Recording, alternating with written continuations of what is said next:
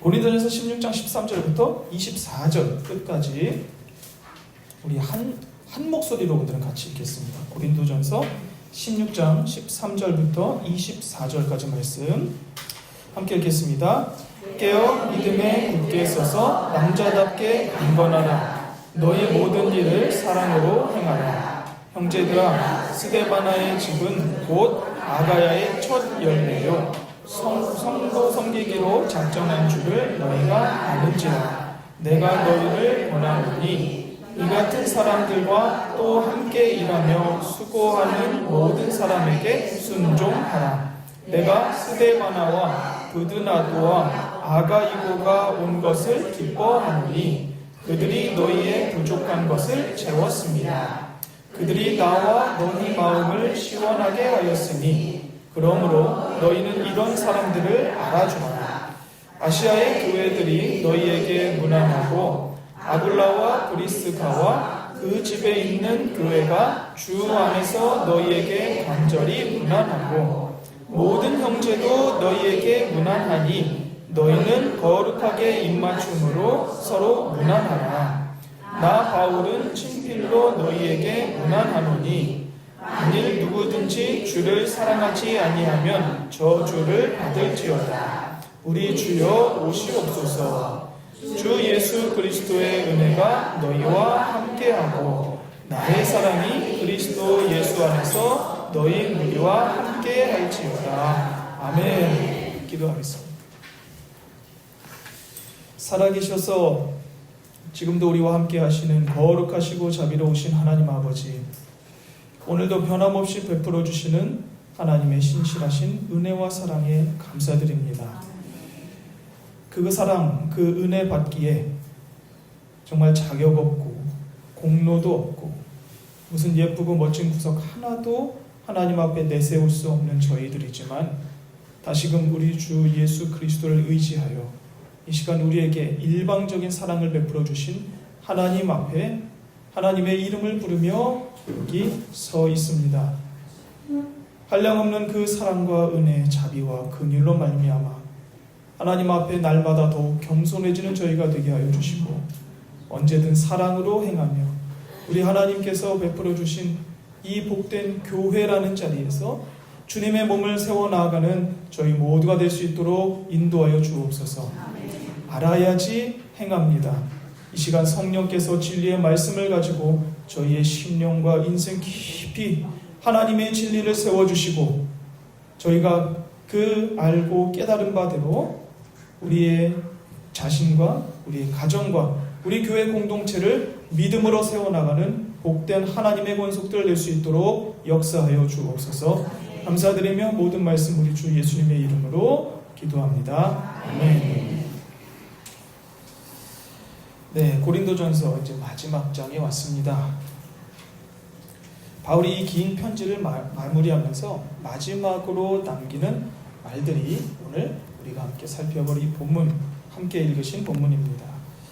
우리가 편지를 쓰고 나서 마지막 인사말을 남길 때 어떻습니까? 대충 그럼 다음 회가 안녕 하고 끝나나요? 아니죠.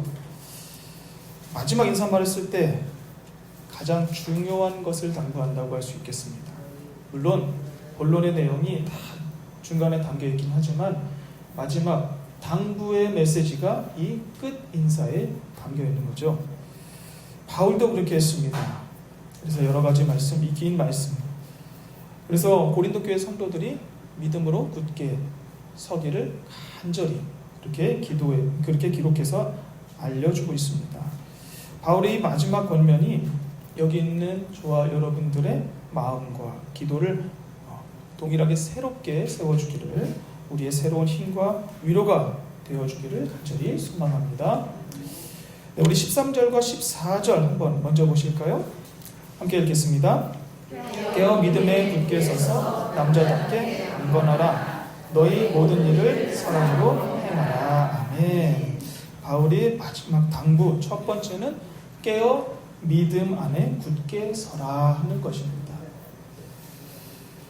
5개의 명령이 담겨 있는 것 같아요. 깨어라, 믿음에 굳게 서라, 남자다워라, 강건하라, 사랑으로 행하라. 그럼 여자는 여자답게 아니니까 하나 빼면 돼요? 안 되겠죠? 네, 그 말뜻을 조금 이따가 좀 더 자세하게 살펴볼게요. 이 명령들이 굉장히 짧고 단호합니다. 그죠? 마치 전쟁터에 나가는 병사에게 장군이 마지막으로 그들을 위해서 앞장서서 외치는 말처럼 들립니다. 바울은 왜 이렇게 단호하게 말하고 있는 것일까요? 그건 바로 이 고린도 교회가 처한 그 상황이 그만큼 만만하지 않기 때문에 조금은 딱딱하고 조금은 굳은 어조로 그렇게 단호하게 명령을 내리는 것처럼 언명하고 있는 것입니다. 첫 번째로는 뭐라고 합니까? 깨어라 합니다. 그냥 졸지 말고 깨어라, 잠에서 깨어라 하는 말이 아니라 영적으로 깨어 있으라 하는 것입니다. 이것은 누가 하신 말씀이랑 같아요? 예수님께서 다시 오시는 그날까지 우리가 깨어 있어야 할 것을 말씀하신 것과 동일합니다. 신앙생활을 오래 하다 보면 어느 순간 무감각해지는 때가 있죠. 당연하고 자연스럽고 익숙하기 때문에 은혜로 받은 모든 것들이 새로움을 다 잃어버리고 그냥 매너리즘에 빠져서 일상이나 사회나 교회나 큰 감정의 변화 없이 동일하게 대하는 것들 많이 경험해 오셨을 것이고 혹시 지금 경험하고 계신 분도 계실 것입니다. 예배가 습관이 되고 기도가 형식이 되고 섬김이 의무로서 남게 되는 거예요. 우리는 그것을 영적 침체라고 부릅니다. 뭔가를 열심히 하는 것 같은데 마음이 깨어있지 않은 상태. 마치 몽유병과 같지 않나 한번 생각을 해봤습니다. 그렇게 열심히 하지만 열매도 없고 감동도 없고 자기가 무엇을 하는지 거기에서 의미도 찾지 못한 채 시간이 지나면 다 잊어버리게 되는 몽유병과 같은 모습들, 그런 것들이 매너리즘에 빠져 깨어있지 못한 우리의 영적인 모습들이라 하고 우리에게 가르쳐 줍니다. 바울이 깨어라 하고 특별히 그렇게 강조하고 외치는 이유가 거기 있는 것이죠. 두 번째는 무엇입니까? 굳게 서라.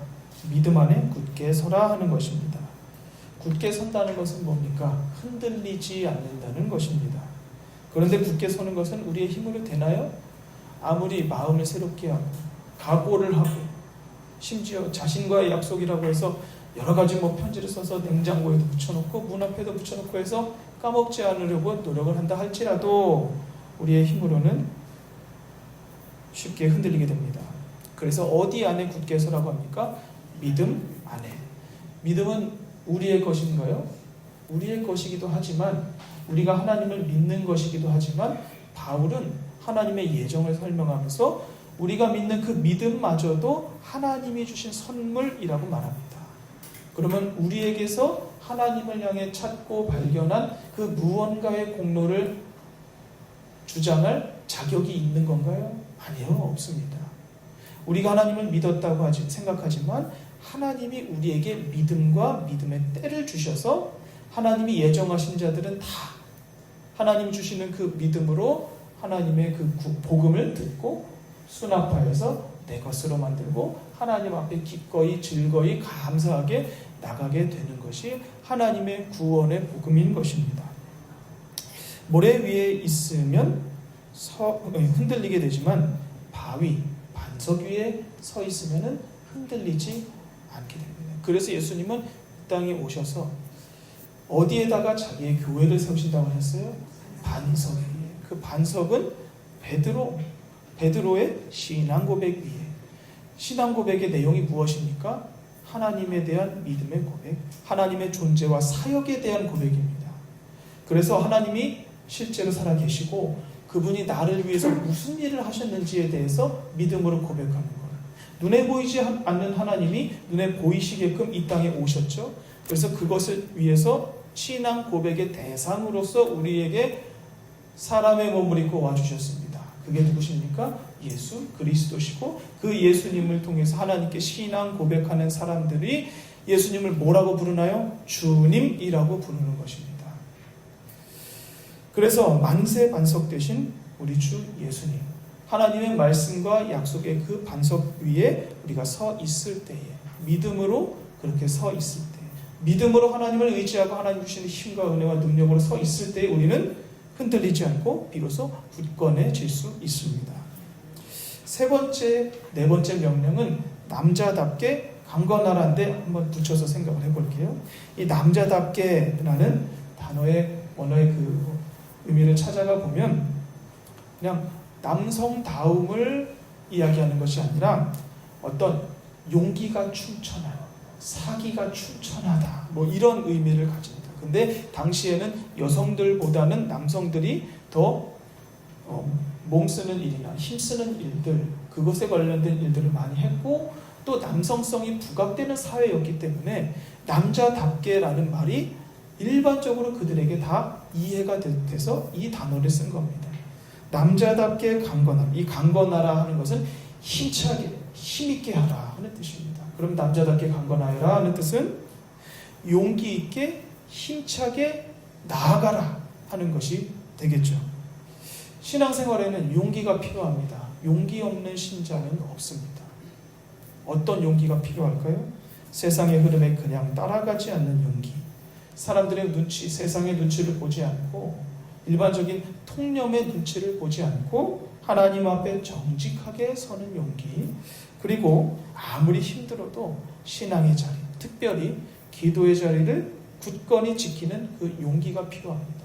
용기가 없거나 용기가 흔들려 버리면 어떻게 합니까? 타협하게 됩니다. 이스라엘 백성들 처음에는 믿음이 충천했어요. 하나님의 사람들을 보내셔서 그들을 지도할 때는 용기가 있었습니다. 왜요? 앞장서서 달리는 나의 장수와 같은 하나님의 지도자가 거기 굳건하게 서 있었으니까요. 그렇기 때문에 그들의 본받아서 나도 용기 있게 섰습니다. 그런데 눈에 보이는 그러한 지도자들이 다 사라지고 없어져 버리자 우리 스스로 서야 될 그 타이밍에 놓이자 거의 빠짐없이 흔들리게 되었습니다. 이 용기는요, 우리 안에서 나는 걸까요? 그렇지 않음을 알 수 있습니다. 용기는 하나님을 의지하고 나아갈 때 용기가 생깁니다. 그래서 어린 소년 다윗이 하나님의 백성과 하나님의 이름을 모욕하는 블레셋과 골리앗에 맞서서 물맷돌을 가지고 나아가서 싸울 수 있었던 그 이유가 바로 하나님이 주신 믿음으로 말미암은 용기 덕분이었습니다. 그렇기 때문에 이 용기가 하나님께서 주신 믿음으로 말미암아 우리를 여기 이끌고 하나님 앞에 흔들리지 않고 그렇게 이 힘들어도 우리에게 맡겨진 사명의 자리를 지키라고 그렇게 우리를 여기까지 인도한 것일 수 있습니다. 용기 있게 힘차고 힘있게 하나님이 주신 귀한 사명을 함께 감당해 나가시는 모두가 되시기를 축원합니다. 그리고 다섯 번째는요, 이 모든 일을요, 그들의 모든 일을 무엇으로 행하라고 합니까? 사랑으로 행하라. 말은 쉽죠, 그죠? 모든 일이 사랑으로 행해집니까? 아니요, 차라리 다툼으로 행해지는 게 쉽습니다. 다른 사람을 굴복시키고 내 뜻을 관철시켜야 뭔가가 시원하게 해결되는 것 같아요. 근데 이게 교회 안에 있으면 된다고요, 안 된다고요? 안 된다고 그랬습니다. 고린도전서 13장에서 바울은 아주 길고 세밀한 논증을 통해서 사랑이 제일 가는 은사다 이야기했습니다. 교회 안에 성도로서 가장 소중하게 하나님 앞에 가장 간절하게 구해야 하는 첫 번째 은사가 바로 이 사랑이다. 믿음, 소망, 사랑 중에 그 제일은 무엇이라고요? 사랑이라. 네, 얼마나 강조했습니까? 사랑이 없으면 우리 하는 모든 말들은 울리는 구리와 꽹과리와 같습니다. 아무런 의미가 없어져 버려요. 사랑으로 행하라. 그런데 말은 쉽습니다. 어려우니까 이 고린도 교회가 그렇게 살아갔을 것이고 이 고린도 교회에 바울이 다시 한번 이렇게 강조하고 있는 것이겠죠. 사랑이 모든 것의 중심이라는 사실을 우리는 다시 한번 가슴에 새기고 하나님이 허락하신 우리의 자리들이 내가 사랑을 품고 행했는지를 통해서 이루어지는지를 그렇게 고민하며 기도하며 사랑의 뿌리를 내리며 살아가고자 애써야 하겠습니다. 이 다섯 가지 명령이 우리가 이 기도의 생활을 하나님 앞에 그렇게 숨쉬며 해 나아가는 데 있어서 가장 중요한 기도의 제목이 되면 참 좋겠습니다. 깨어있는 영으로서 믿음 위에 굳게 서서 용기 있고 힘차고 강건하게 그리고 모든 것을 사랑으로 행하는 저와 여러분이 되게 해달라고 오늘 이 기도의 자리에서 기도를 새롭게 하신 하나님 앞에 간절히 구하시기를 바랍니다. 우리 다음으로 두 번째는요, 바울은 섬기는 자들을 존중하고 서로 무난하라 하고 말합니다. 우리 15절과 16절을 보면요, 15절 16절 제가 읽을게요. 형제들아, 스데바나의 집은 곧 아가야의 첫 열매요, 또 성도 섬기기로 작정한 줄을 너희가 아는지라. 내가 너희를 권하노니 이 같은 사람들과 또 함께 일하며 수고하는 모든 사람에게 순종하라.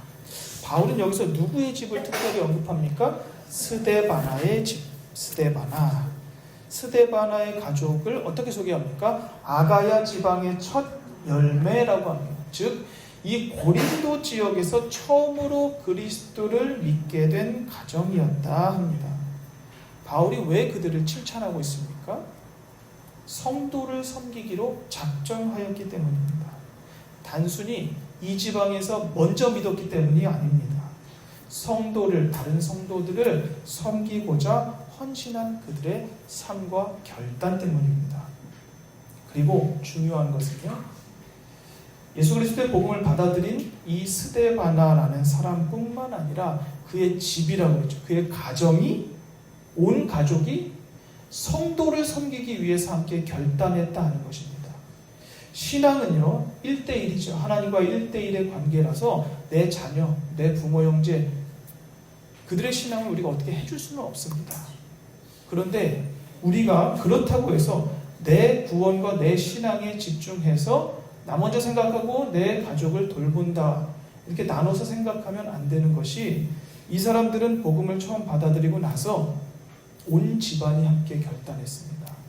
그것이 고린도 교회 모든 성도들에게 귀감이 되어서 여기 마지막 끝인사 중요한 몇 마디 못 적는 그 기록에 바울이 스데바나의 집을 칭찬하는 기록을 써놓은 겁니다. 온 가족이 함께 결단했습니다. 나만 신앙생활 잘하면 됩니까? 부부만 신앙생활 잘하면 됩니까? 아닙니다. 자녀들은 다 컸으니까 너희들이 알아서 잘해라. 성경은 절대 그렇게 하지 않습니다. 그렇게 말하지 않아요. 온 가족이 함께 결단하는 것이 아름답다. 어디를 가든지 무엇을 하든지 하나님의 말씀을 전하기 위하여 애써라. 구약과 신약 통틀어 모든 하나님의 말씀이 우리에게 권면을 해줍니다. 왜 그런데 우리는 개인의 그 구원에만 집중을 할까요? 다른 사람의 구원은 솔직히 말해서 하나님이 하시겠지 하는 말로 퉁쳐버립니다. 그런 게 우리 장로교회에서 더 심한 것 같아요. 오해가 있기 때문인 것 같은데, 이 장로교 칼빈주의 신학을 이제 배우면 하나님의 주권 신학이거든요.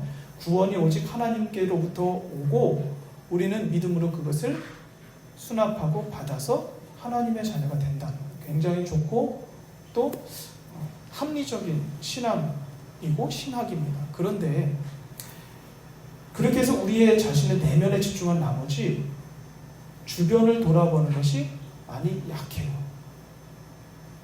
기독교 인구가 80년대, 90년대 폭발적으로 증가를 했죠. 그럼 거기서 무슨 일이 일어났어야 됐습니까? 예수 믿으면 복받고 내 가정이, 내 집이 내가 잘 살게 된다, 이 차원에서 벗어났어야 돼요. 그런데 그렇지를 못했던 것 같습니다. 물론 저도 어렸을 때 거기서 편승해서 하나님이 주시는 부흥이 이런 것이구나 하면서 교회 안에 머물고자 했었고, 또 그것이 전부인 줄 알고 어쩌면 상대적인 문화적인 우월감 속에서 자랐던 것이 사실이에요. 그런데 알맹이가 무엇이었는지는 우리 주 예수님께서 말씀하신 것처럼 열매로 아니라 지금 열매, 복음의 능력이 다 어디가 있습니까? 우리의 자녀들은 다 어디가 있나요? 우리의 자녀들의 가정, 손주들은 신앙생활을 어떻게 하고 있는지요? 물론 그들을 위해 기도하는 것 중요합니다. 그렇지만 얼마나 내가 거기서 나에게 맡겨진 의무와 그것을 하나님 앞에서 행했는지 우리는 늘 돌아보아야 하고, 이 말씀을 통해서 다시 한번 저와 여러분들이 하나님 앞에 새롭게 결단해야 하는 줄 믿습니다. 그렇지 않으면 우리 자녀들 내가 사는 동안만 하나님을 잘 섬기고 교회 다니는 것처럼 보이다가 내 마음에 위로받다가 끝나고 이 영혼들은 어떻게 될지 책임질 수 없습니다. 하나님의 뜻은 분명히 있겠지만 하나님의 뜻은 먼저 1차적으로 맡겨주신 우리의 가정 안에 있습니다. 스데바나의 집이 칭찬받아 마땅한 이유는 그들이 부활의 첫 열매로 첫 회심자, 첫 신자가 되었다는 거기에 있는 게 아니라 온 가족이 구원을 받아서 다른 사람들을 섬기기로 결단했다는 데 있습니다. 부모가 먼저 결단했을 것이고 자녀들이 부모를 신뢰하기 때문에 부모를 따라 결단해서 자기들의 신앙도 챙기고 자기들이 하나님을 위하여 헌신하는 그 삶을 살았던 것입니다. 우리의 가정이 그렇게 되었으면 좋겠습니다. 여기 작정하다라는 단어가 있죠. 작정하다. 원어로 보면은 스스로 정하다, 자원하다 하는 뜻이 같이 담겨 있습니다. 그들의 자녀들이 누가 시켜서도 아니고 억지로도 끌려서도 한 것이 아니라 스스로 결단해서 섬김의 자리에 선 것임을 알 수 있습니다. 그렇게 해서 부름받은 사람들이 저와 우리 사랑하는 여기 계신 우리 지체들 아니시겠습니까? 물론 우리 자녀들의, 우리 부모, 형제, 자매들의 영혼을 우리가 어떻게 다 할 수는 없어요. 다 할 수 있었다면 무슨 방법을 다 사용해서라도 그들을 교회 예배당에 앉혀놨겠죠. 그런데 예배당으로 인도하는 것도 힘든데 그들을 구원하는 것은 얼마나 더 힘들겠습니까? 이것을 못했다고 우리가 함께 자책하고 말 것이 아니라 여기 뭐 해야 되냐면은 우리의 자녀들, 우리의 가족들, 그들이 스스로 자신의 인생에서 작정하게 되기를 우리는 기도하고 섬겨야 한다는 뜻이 여기 또 담겨 있는 것입니다. 그렇기 때문에 그렇게 한 사람 한 사람으로 부름받은 주변에 있는 지체들부터 가장 가까운 가족들부터 귀히 여기시고 사랑하며 섬겨주시기를 바랍니다. 우리 자녀들은요, 우리 부모님들이 교회에서 예배드리고 신앙생활 섬기고 잘 하는 것을 주일을 성수하시고 나서 가정에서 자녀들을 만났을 때 불평이 나오는지 아니면 칭찬과 감사가 나오는지를 통해서 하나님이 살아계시고 살아계시지 않는지를 판단합니다. 우리가 눈에 보이는 것들로 인해서 우리의 마음이 시험 들고 넘어지고 흔들려 버리지 않고 반대로 만세 반석 되신 우리 주 예수님 그 믿음 위에 서서 하나님 앞에 모든 것을 포용하고 하나님이 주신 귀한 사명들을 순종함으로 감당할 때 우리 자녀들은 우리를 통해서 하나님, 우리 주 예수님을 볼 것이고 그렇게 하나님은 그들을 하나님께로 돌려 올리시는 복된 기회로 삼아주실 줄 믿습니다. 이어서 바울은 세 사람을 언급해요. 스데바나, 부드나도, 아가이고. 그들이 뭘 했다고 합니까? 바울과 이 고린도 교회 성도들의 마음을 시원하게 하였다 말합니다. 18절 이렇게 나오죠. 그러니까 너희는 이런 사람들을 뭐 해주래요? 알아주라 합니다. 마음을 시원하게 했다는 표현이 참 인상적이죠. 함께 있으면 위로가 되고 힘이 되고 마음이 편안해지는 분들이 계시죠. 네, 분명히 계십니다. 그래서 딱 보면 절로 미소가 지어지는 분들이 많이 계세요. 그러면 반대로 어떤 분들도 계시다는 거예요? 눈을 피하고 싶은 계신 분들도 계시다는 것이죠. 네, 그렇지 못한 분들. 근데 너무 감사하고 소중한 것은 그럼에도 불구하고 함께 기도하는 자리, 함께 섬기는 자리, 함께 예배하는 자리에 나오시는 여러분들은 정말로 귀하고 복된 분들이라는 사실이에요. 이 자리에, 기도하는 자리에, 하나님 말씀 선포되는 자리에 없으면은 그분은 교회 안에 있지만 소망은 없습니다. 더 나아질 기미가 없어요. 교회가 무엇으로 부흥합니까? 하나님의 말씀과 성령의 역사를 통한 기도로 변화가 됩니다.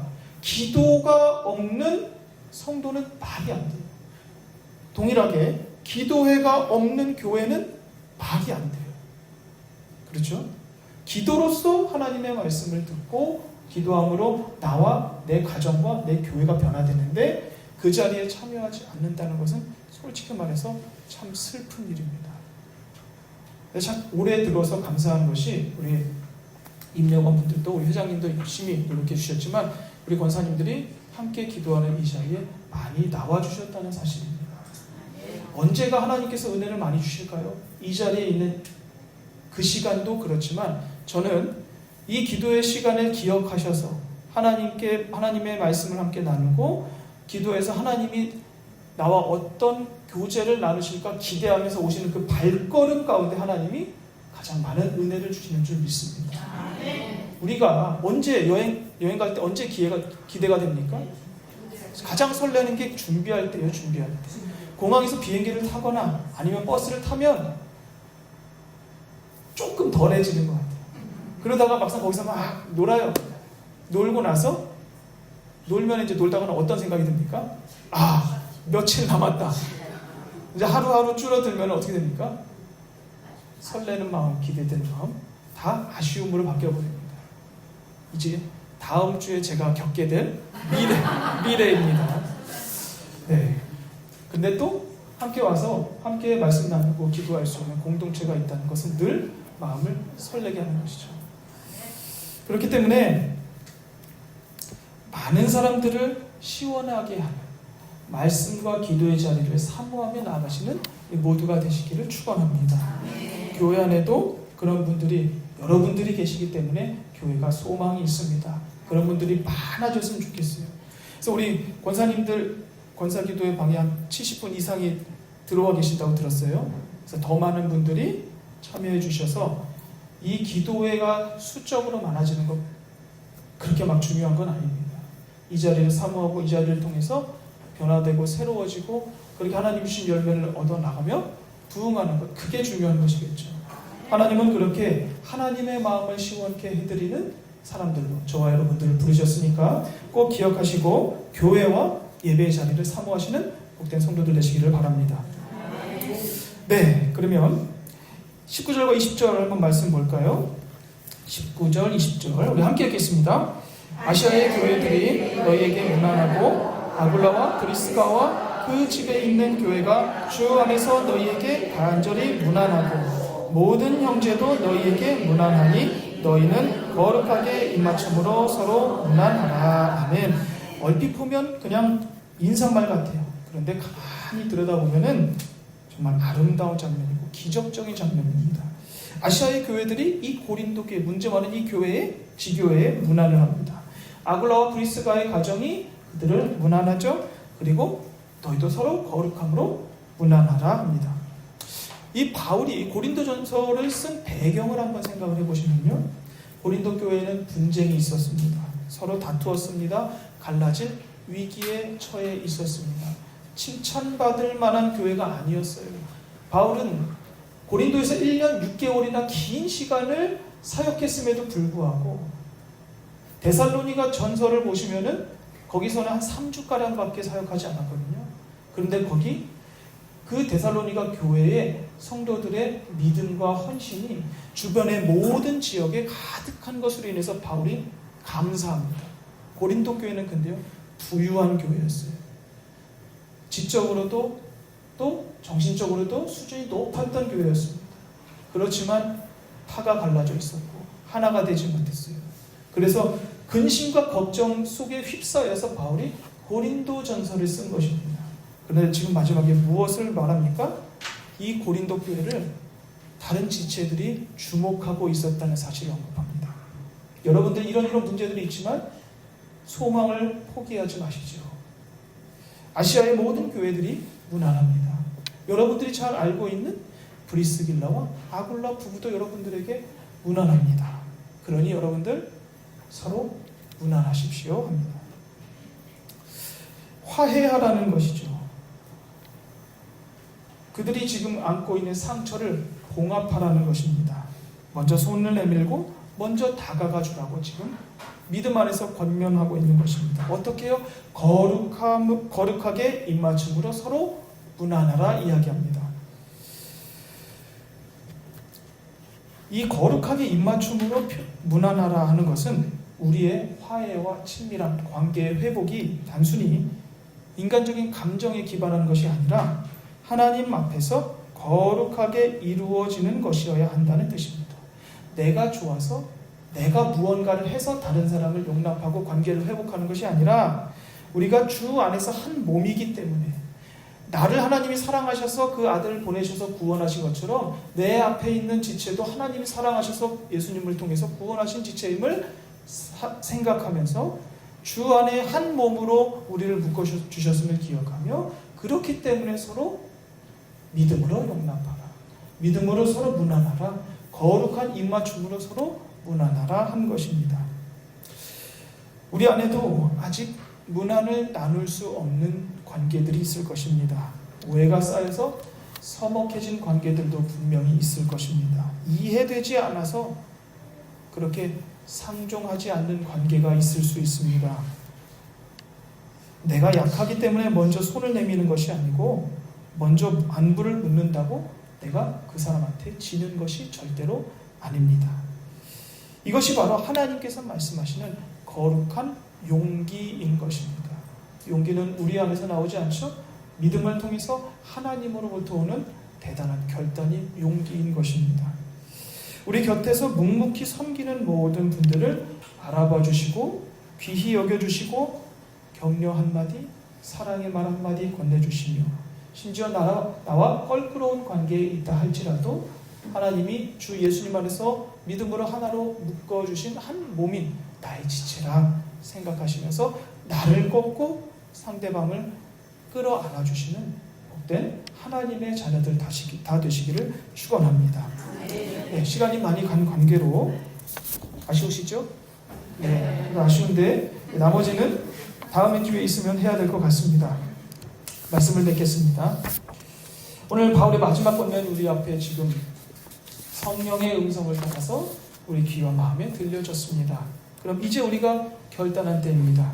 깨어있으라 하신 말씀에 깨어있어야 하겠고 믿음 안에 굳게 서라 하신 말씀을 잘 받아서 우리도 믿음으로 굳게 서야 하겠습니다. 사랑으로 행하라 하셨으니 사랑이 없고 내가 사랑해줄 만한 가치가 자격이 없는 사람이라 할지라도 사랑하고자 애써야 하겠습니다. 또 섬기는 자들을 서로 귀하게 여겨주시고 또 거룩함으로 서로 무난하며 교회로 불러주신 하나님의 생명의 공동체임을 드러내며 살아가야 하겠습니다.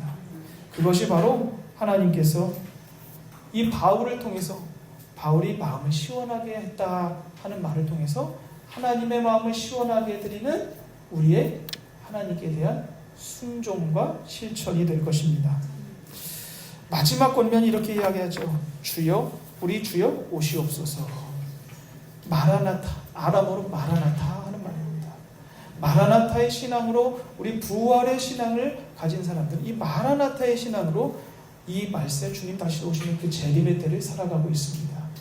잊지 마시고 우리 주님 다시 오실 것, 그리고 곧 즉시 오실 것을 잊지 마시고 하나님께서 우리를 위하여 예비하신 일상의 복, 사명의 복을 날마다 충만히 누리며 살아가시기를 우리 주 예수님의 이름으로 축원합니다.